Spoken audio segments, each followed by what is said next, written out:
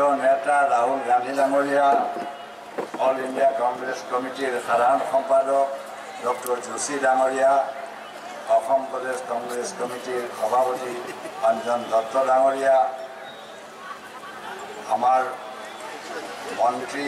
আৰু এই সমষ্টিৰ বিধায়ক চন্দন চৰকাৰ ডাঙৰীয়া, আব্দুল হাই নাগৰিক ডাঙৰীয়া, অভয়পুৰ নৰ্থ, শংকৰ প্ৰসাদ ৰয়, বঙাইগাঁও সমষ্টি, বিশ্বজিৎ ৰয়, বিজনী লোকসভা সমষ্টিৰ, নিপেন ঠাকুৰীয়া ভাইচ প্ৰেচিডেণ্ট আসাম প্ৰদেশ কংগ্ৰেছ কমিটি, আমাৰ আব্দুল হানান ডাঙৰীয়া, মানিক ডাগৰ ডাঙৰীয়া, আমাৰ আনোৱাৰ হুছেইন ডাঙৰীয়া, গিৰীশ বৰুৱা ডাঙৰীয়া, ইমদাদ হুছেইন ডাঙৰীয়া, প্ৰদীপ ঘোষ ডাঙৰীয়া, গোলাম গুল আখতাৰ বেগম MLA বিলাসীপাৰা ৱেষ্ট, আমাৰ যুৱ কংগ্ৰেছ, সেৱা দল, NSY, মহিলা কংগ্ৰেছৰ সদস্যসকল, ব্লক কংগ্ৰেছৰ বিষয়ববীয়া সদস্যসকল, মণ্ডল কংগ্ৰেছ বুথ কমিটিৰ বিষয়ববীয়া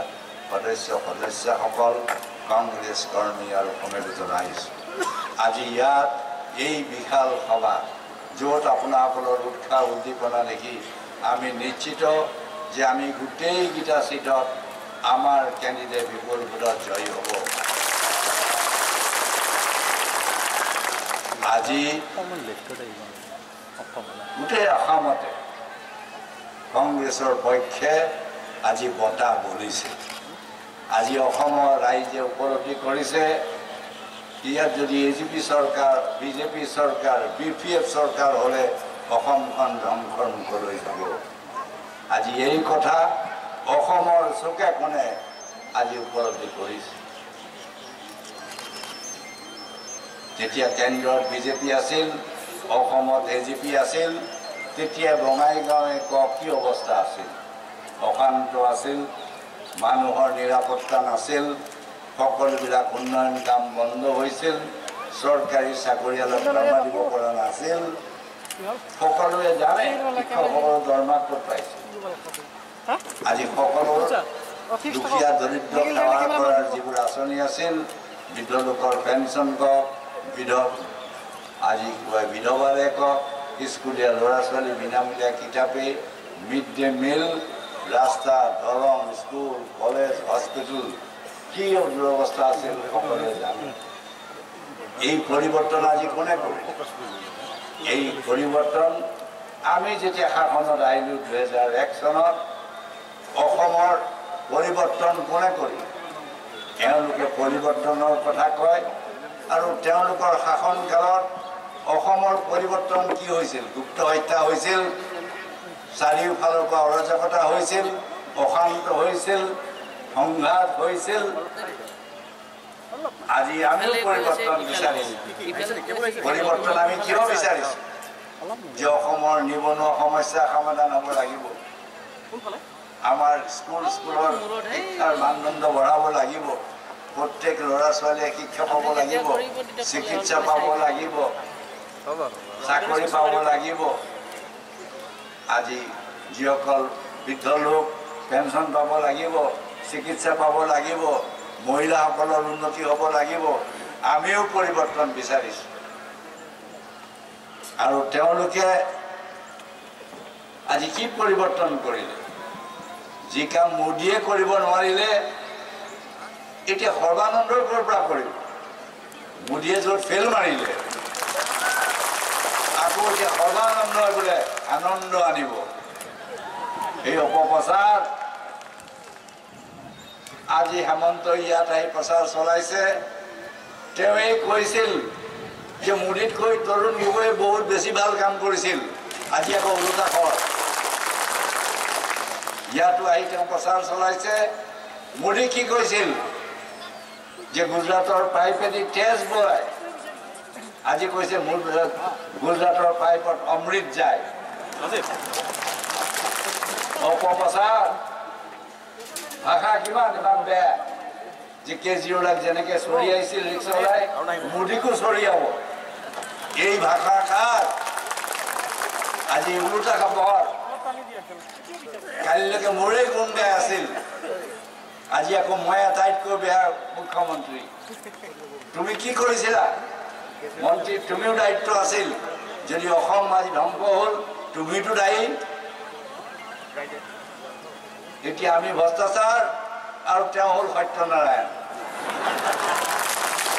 কি কেছত আছে সকলোৱে জানে প্ৰফুল্ল মহন্তৰ কথা জানে গুপ্তনায়ক তেওঁৰ এগেইনষ্টও আছে মহেন্দ্ৰ আজি কি মানৱেন্দ্ৰ শৰ্মাৰ হত্যাৰ অভিযোগ কেণ্ডিডেট কি কয় মুখ্যমন্ত্ৰীৰ কেণ্ডিডেট গৌৰৱ বগাৰ তেওঁৰ বিৰুদ্ধে আছে তেওঁলোক ভাল মানুহ বিজেপি জইন কৰাৰ লগে লগে সব ভাল হৈ যায় আৰু কংগ্ৰেছত থাকিলে আমি ভ্ৰষ্টাচাৰ আজি সব অপপ্ৰচাৰ আজি এই অপপ্ৰচাৰ ভুল নাযাব আসামত দুবাৰ ভুল গৈছে প্ৰফুল্ল মহন্তই কি কৈছিল পুনৰ অসম আনি দিম কি হ'ল অসম ধ্বংসৰ মুখলৈ গ'ল আগৰ বিজেপিয়েও কি কৈছিল শাইনিং ইণ্ডিয়া ক'ত গ'ল শাইনিং ইণ্ডিয়া এতিয়া আহিলে আচ্ছা দিন আহিলে খারাপ দিন আহিল ৰাইজ বিজেপিক যদি ভোট দিয়ে বিপিএফক যদি ভোট দিয়ে আজি বিজেপি এইটো কি খিচিৰি এইটো মহা খিচিৰি এই খিচিৰি খালে পেট বেয়া হ'ব অসমৰ কোনো উন্নতি নহয় অপপ্ৰচাৰ ৰাইজে খিচিৰি চৰকাৰ লাগেনে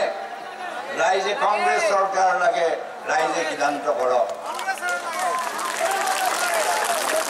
এইবোৰ ক্ষমতা লবি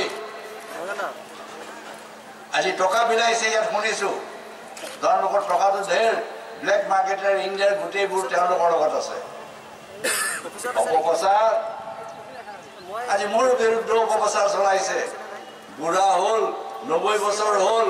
মৰিবৰ হ'ল গো গো গো মই কৈছো মই নমৰো আমাৰ অসমীয়াত এটা কথা আছে বোলে কি কয় বগুনে খাও দিলেও বুঢ়া গৰু বোলে নমৰে মোক খাও দি আছে ৰাইজে মোক আশীৰ্বাদ দি আছে মই জীয়াই আছো আৰু মই ডেকাই হৈ গৈ আছো মই যুঁজিম এইখন চিলাৰাই দেশ মই চিলাৰাই আছো মই লাচিত বৰফুকন আমি চিলাৰাই লাচিত বৰফুকন সকলোৱে লাগি এই শক্তি যি শক্তিটো আজি অসম ধ্বংস কৰিবলৈ আহিছে তাক আমি পৰাজয় কৰিম আজি আমাৰ কংগ্ৰেছ সৈনিকসকল আগবাঢ়ি আহিছে মহিলাসকল আগুৱাই আহিছে লাগিব মোক হেমা মালিনী নালাগে স্মৃতি ইৰাণী নালাগে এই মহিলাবোৰ লাগে মোক এই মহিলাবিলাকে মোৰ লগত দিব মহিলা যেতিয়া থাকিব পুৰুষ থাকিব গাঁৱৰ কৃষক থাকিব মজদুৰ ভাই থাকিব হিন্দু মুছলমান খ্ৰীষ্টিয়ান সকলো বুদ্ধিষ্ট অসমীয়া থাকিব বঙালী ভাষা ভাষী থাকিব হিন্দী স্পিকিং থাকিব গোৰ্খা ভাষী থাকিব লগত যেতিয়া কোচ ৰাংপক্ষী সকলো এতিয়া আগবাঢ়ি আহিছে ইয়াত দেখিছে আমাৰ দুজন নেতা ইয়াত আহিছে আজি এওঁলোকো যেতিয়া কোচবংশী ৰাজৰ লগ খালে চন্দন চৰকাৰৰ লগ পালে নাগৰিকৰ লগ খালে গোটেইবোৰ দেখোন আমি লগ হ'লো আজি হিন্দু মুছলমান খ্ৰীষ্টিয়ান অসমীয়া বঙালী চব ট্ৰাইবেল আমি সকলো লগ খাইছো আমাৰ অসমৰ স্বাৰ্থৰ কাৰণে যাতে অসম আমি উন্নত কৰিব পাৰোঁ আজি সোনিয়া গান্ধীয়ে দুখীয়াৰ কাৰণে যিমান আঁচনি কৰিছিল আজি ৰাইট অফ এডুকেশ্যনেই কওক ৰাইট অফ ফুড ছিকিউৰিটি 2 টকাৰ চাউল কোনে দিলে আমি দিলোঁ কাৰ কাৰণে দিলোঁ দুখীয়া মানুহৰ কাৰণে দিলোঁ ইন্দিৰা আৱাস কোনে দিলে যাৰ ঘৰ নাই আমি তাকো দিম যিসকলৰ পেঞ্চন পোৱা নাই আমি পেঞ্চন দিম বিধৱাক পেঞ্চন দিম আমি স্বাস্থ্য সেৱা কৰিম চাকৰি দিম দিব লাগিব আজি বঙাইগাঁৱে কওক এইখিনি সমষ্টিত কেতিয়া উন্নত আজি এইসকল যেতিয়া চন্দন চৰকাৰৰ দিনতেই হওক আই নাগৰিকেই হওক বাকী সমষ্টিত আমি আমাৰ প্ৰতিনিধি নথকাৰ কাৰণে হয় এতিয়া এওঁলোকো আজি আগবাঢ়ি আহিছে আমি জিকিম আজি কি কয় আখতাৰো আহিছে গুল আখতাৰ বেগম তেওঁ আজি UDF আদি আহিছে কিয় আহিছে আজি তেওঁলোকো UDFৰ পৰা আহিছে বেলেগ বেলেগ দলৰ পৰা আমালৈ আহিছে আছুৰেই হওক আজি কোচৰাজ বংশেৰে হওক কিয় আজি আগুৱাই আহিছে বঙালী যুৱ পৰিষদেই হওক আজি সকলো আগুৱাই আহিছে আমি অসমীয়া বঙালী হিন্দী নেপালী সকলো জাতিৰ আজি উন্নতি আমি বিচাৰিছো আমাৰ দৃঢ় বিশ্বাস এইবাৰ আমাৰ ভাল দিন আহিছে আচ্ছা দিন আমাৰ আহিছে খাৰাপ দিন আহিছে বিজেপিৰ আজি খনি দখা আমাৰ লগত নাই খনি দখা এতিয়া আছে আজি মোদীৰ লগত সেয়ে নিৰ্বাচনত হাৰি আছে এটা বেকৈ আমালে নহয় আমালে পূৰ্ণিমা আহি আছে আমি জিকি আছো আৰু জিকিম আজি যে যুদ্ধ হৈছে এই যুদ্ধ কেৱল অসমৰ জয় নহয় আমি দিল্লীৰ শাসনো 2019 চনত আমি ৰাহুল গান্ধী প্ৰধানমন্ত্ৰী কৰিম এই যোৱাকাৰ কৈ সকলোলৈ মোৰ আন্তৰিক শুভেচ্ছা জনাই মোৰ বক্তব্য সামৰণিছো জয় হিন্দ জয় অসম